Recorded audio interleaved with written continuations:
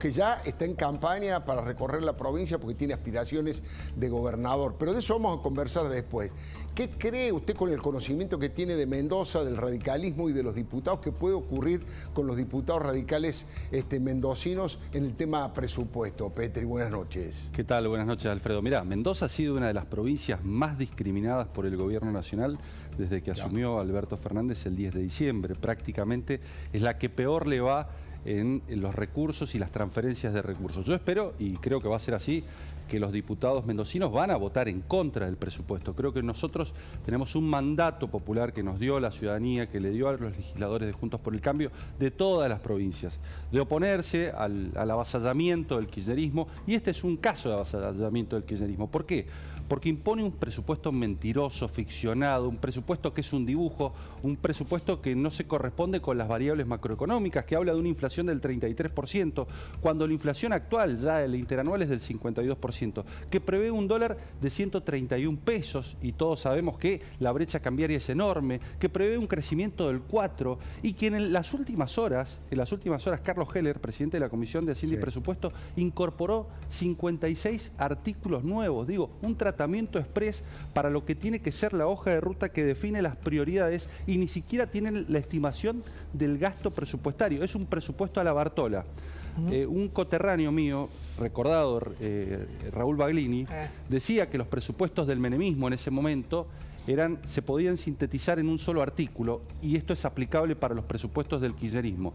Recáudese lo que se pueda, decía Raúl, y gástese lo que se quiera. Y pareciera ser que este es el mandato de estos presupuestos, porque prácticamente con las facultades extraordinarias que tiene el jefe de gabinete a la hora de reestructurar partidas y con los incrementos de partidas a través de DNU, prácticamente lo transforman en un dibujo que en nada contribuye al acuerdo con el fondo, porque en definitiva el presupuesto nacional 2022 debería ser conteste con el acuerdo con el fondo, y por lo tanto debería avanzar. Y nosotros sabemos que la fecha límite para el acuerdo con el fondo es el 22 de marzo. Tengo 33 mensajes no leídos. No. Sí, y hay muchos de diputados. Y te tengo que despedir, lamentablemente. Pero te doy el número. Mandale un mensajito. ¿Querés que te diga el número o no? Dale.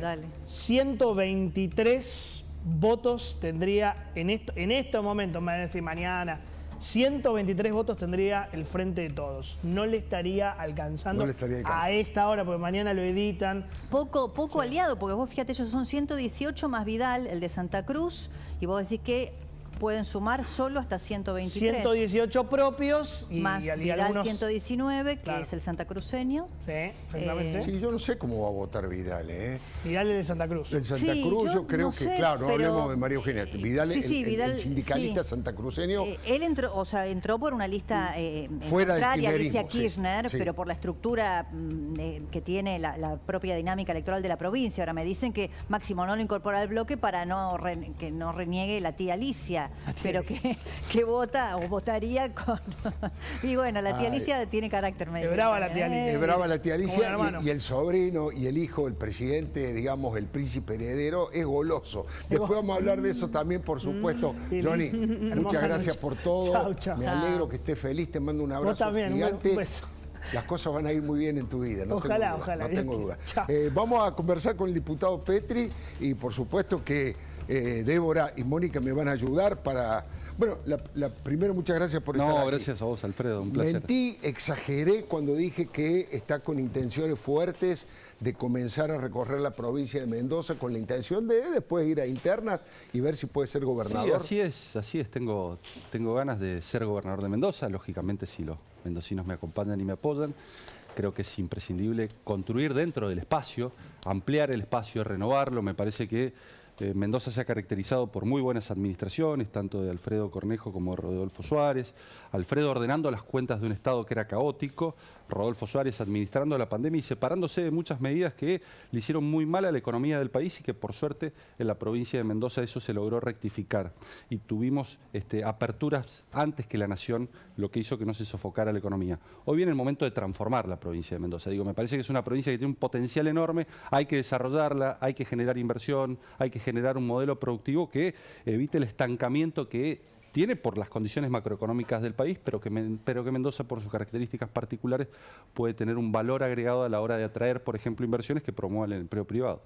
Estaba pensando, ¿le parece que Juntos por el Cambio en general y el radicalismo en particular debería entrar en una negociación con Alberto Fernández para la posibilidad de aumentar los integrantes de la Corte Suprema y en un futuro, como un segundo paso, la posibilidad de designar a medias los nuevos integrantes de la Corte? ¿O cree que usted debe dejar que el gobierno juegue? No, yo creo que con total firmeza Juntos por el Cambio rápidamente se tiene que pronunciar en contra de cualquier intento de modificar, sea la integración de la Corte, ampliando el número, porque todos sabemos hacia dónde va el gobierno. Digo, Alberto Fernández está cumpliendo el mandato que le dicta la vicepresidenta de la Nación, que lo ungió por esas razones. Claro. Digo, para lograr su impunidad, para desembarazarse de las causas de corrupción. Y por eso la ley de reforma judicial, que se trabó, gracias a Dios, por eso la modificación a la ley del Ministerio Público, por eso la aplicación de los artículos del nuevo Código Procesal Penal para beneficiar a aquellas personas que tenían condenas, y por eso este intento de, por un lado, modificar la integración del Consejo de la Magistratura después del fallo de la Corte, que seguramente va a venir, digo, porque cuando la Corte declare la inconstitucionalidad de una ley del 2006, esto es importante decirlo, la mora de la Corte, claro, la mora de la Corte para declarar la inconstitucionalidad de una institución que es clave en la designación y en la remoción de los jueces, es clave para el funcionamiento de la República, decisiva, digo, porque no es una institución neutral, es la que define básicamente qué jueces se quedan y qué jueces se van, y cuáles ingresan. Y ahora este intento, no solamente de ampliar el número, sino de violar la Constitución, porque la Constitución argentina con claridad dice que la Corte no puede funcionar en salas, habla de una sola Corte. Entonces, este intento de tratar de dividir a los integrantes de la Corte en salas para garantizarse las mayorías, que posteriormente la sobresean o declaren la inocencia de Cristina Fernández de Kirchner, nosotros no lo podemos permitir bajo ningún concepto si lo que queremos es cumplir con el mandato popular de las últimas elecciones y si lo que queremos es defender la República, ¿no? Le quiero pedir a Débora Plage y a Mónica Gutiérrez, por favor, que vayan pensando una pregunta y quiero compartir con todos ustedes y escuchar la opinión de Luis Petri respecto de, yo no sé si esto define la política exterior de la Argentina, pero en gran parte, aunque pueda provocar risa, aunque pueda provocar cierta preocupación, estamos hablando de Sabino Vaca Narvaja, estamos hablando del embajador argentino en una de las grandes potencias que es China. Fíjese el video que Sabino Vaca Narvaja subió a sus redes y creo que a esta hora lo estaba borrando porque tuvo una repercusión muy negativa para él, pero nosotros lo hemos capturado.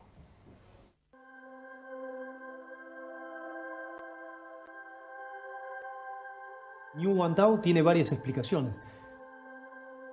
Niu es mi apellido, Vaca es Niu. A mí también me gustaba mucho todo lo que es la filosofía del taoísmo. Tao es por el taoísmo y el Guan también por estar atento al camino. La verdad que, bueno, que la cultura del taoísmo es muy interesante, ¿no? Esta frase que está justamente en el ingreso también de mi oficina es como una orientación a prestarle atención a la naturaleza porque habla también de un espíritu de armonía que tenemos que mantener.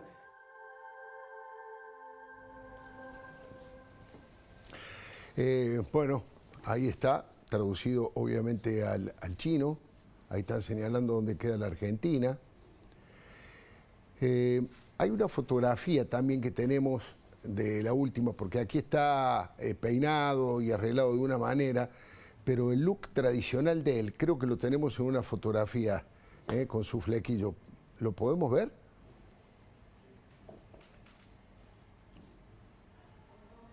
No, este es Martín Sabatella. Hay un pequeño error, pero podemos corregir y poner la fotografía, que estaba en Twitter. Allí está. Allí está el licenciado Sabino Vaca Narvaja con los banderitas de Argentina y de China. Bueno, ahí le puso el Guille Raffo, un meme, una burla, una ironía. Cuando pierdas de vista el camino, no desesperes, cortate el flequillo, le pone Raffo. Y Fernando Iglesias puso este video que acabamos de ver y puso, volvió Kung Fu. Fernando Iglesias también utilizando el humor y la ironía. Pero quiero saber su opinión de todo esto. La verdad que el nivel de improvisación que tiene este gobierno respecto del manejo de la política internacional en términos comerciales. En términos políticos no. Claro. En términos políticos tiene un direccionamiento. Claro. Nos asociamos a las dictaduras más duras de la región. Los que más violan los derechos humanos. Ahí no hay improvisación. Claro. Ahí hay un plan sistemático de acercamiento a modelos autocráticos, dictatoriales, como lo es Cuba, como lo es Nicaragua, como lo es Venezuela, digo, y un acompañamiento en todos los organismos internacionales en su defensa, digo, y esto es gravísimo, porque esto nos aleja de los países a los cuales nos deberíamos acercar,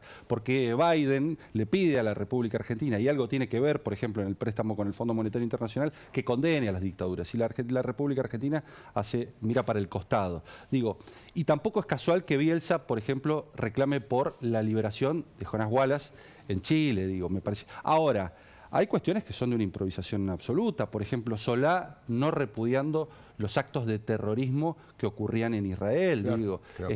Me parece que es gravísimo. Que la Argentina, por ejemplo, no retome la agenda del acuerdo con la Unión Europea, que nos acerca a 500 millones de consumidores con altísimos ingresos, que hayamos retrocedido tanto en las relaciones con el Mercosur. Digo, en nada contribuyó la venida de Lula a la República Argentina y la relación que nosotros tenemos que tener con Bolsonaro y con Brasil, con nuestro principal socio en el Mercosur. Seguro. Digo, me parece que hemos retrocedido en el bloque regional del Mercosur y estamos retrocediendo con el mundo y no estamos tomando los pasos que hagan que la República Argentina se le abra las puertas para que tengamos mayor exportación y para que podamos tener inversiones en el corto plazo.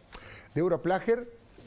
Recién cuando hablábamos del tema de diputados y la eventual votación mañana respecto del presupuesto, Petri, dijiste algo vinculado con el eventual acuerdo con el Fondo Monetario Internacional. Y a mí me parece que hubo un hecho de absoluta relevancia desde el punto de vista de la iniciativa política de la oposición, que fue tuiteado por Alfredo Cornejo y retuiteado por Macri, cuando dijeron, bueno, nosotros firmamos o votamos eventualmente, siempre y cuando esté el compromiso de acompañamiento de ese eventual acuerdo con el fondo de Cristina Kirchner y del gobierno en su totalidad, ¿no? Y me parece que es de lo más inteligente, digamos, que han hecho como movida política, porque si no, quedan como que son oficialismo y oposición a la misma vez, digo, Cristina y Alberto, y dejan a la oposición como únicos eventuales responsables de un acuerdo con el fondo. Pero yo comparto plenamente. Primero, el presidente tiene que cumplir con la obligación que asumió frente a todos los argentinos de enviar al Congreso un plan económico plurianual. Algo que brilla por su ausencia. Sí, sí. No hay plan económico, menos hay un plan económico plurianual. Claro. Estamos pidiendo mucho, pero el presidente se comprometió para tratar de lavar el resultado electoral. Ustedes recuérdenlo bien. Sí, sí, lo hizo en la misma noche de claro, la exactamente. Segundo, quien ha conspirado a un acuerdo con el Fondo Monetario Internacional ha sido Cristina Fernández de Kirchner. Su carta fue en ese sentido y me parece que el gobierno le reclama que la oposición acompañe un acuerdo, pero primero tienen que cerrar filas ellos. Ellos se tienen que poner de acuerdo. Claro. Cristina Fernández de Kirchner, como la socia principal del bloque oficialista, es la que tiene que ratificar la voluntad del bloque oficialista de acompañar. Sin Cristina Fernández de Kirchner no hay acompañamiento del oficialismo y no alcanza para el Fondo Monetario Internacional un acuerdo de la oposición si parte del oficialismo y fundamentalmente el mayoritario que encabeza Cristina Fernández de Kirchner con la cámpora y el kirchnerismo más duro, si no acompaña este acuerdo. Entonces, nosotros desde la oposición, ¿qué reclamamos? Pónganse de acuerdo ustedes, firmen con el fondo, y traigan el acuerdo al Congreso y discutámoslo allí. Mónica Gutiérrez. Sí, no, yo lo que le quería preguntar a Petri tiene que ver con esto. ¿Cuál sería el aval final y cómo se materializaría, considerando que Cristina dice una cosa en el escenario, Alberto dice otra, digo, en relación al acuerdo con el fondo? ¿Cuál sería la señal para la oposición firme, posta, bueno, como primero, dicen los chicos, de que Cristina está atrás, avala y acompaña? Porque ella está dando señales que ella y todos los suyos de que están empeñados en preservar el capital simbólico. Lo que quiere decir es, sí, que lo firmen otros, que lo firme la oposición, que lo firme Alberto, llegado el caso, y los funcionarios que no funcionan. ¿Cuál sería el dato? Bueno, primero, quien debe firmar el acuerdo con el staff del Fondo Monetario es el presidente de la Nación. Y después, una vez que firme el acuerdo con el staff del fondo, en donde veremos cuáles son los compromisos, si lo que hacen es correr la pared de vencimientos o si por el contrario prorratean la deuda en los años venideros. Esto es, no solamente si obtienen un periodo de gracia de 3, 4 años, sino si a su vez pueden prorratear en, por ejemplo, pagos de 8.000 o 9.000 millones de dólares. Digo, esto está por verse, pero no sabemos absolutamente nada. Lo que creemos imprescindible es que se firme el acuerdo por el presidente, que se unifique la posición del bloque oficialista, que ingrese al Congreso y se discuta con la oposición, y seguramente lo vamos a acompañar si ese acuerdo es razonable. ¿Y si hay pero primero se tienen que poner de acuerdo dentro del ellos. bloque oficialista? ¿Cómo? ¿Y si hay dentro del bloque oficialista hay divisiones? Si un sector de la cámpora...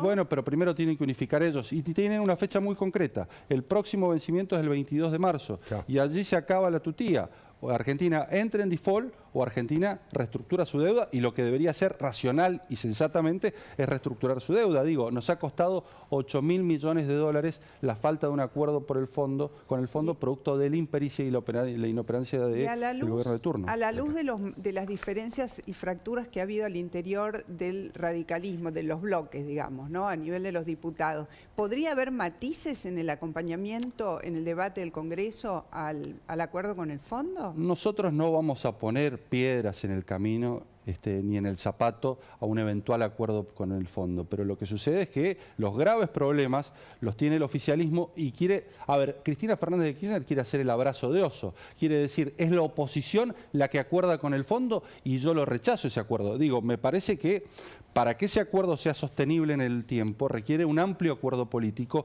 y quien le ofrece ese acuerdo, que es el oficialismo, tiene que cerrar filas primero y posteriormente salir a convocar a la oposición. De lo contrario, siempre va a faltar una pata, y una parte importante si falta el kirchnerismo en la aprobación o rechazo del acuerdo, ¿no? Sin duda, enseguidita nos va a presentar su informe Débora Plager, pero déjeme que le cuente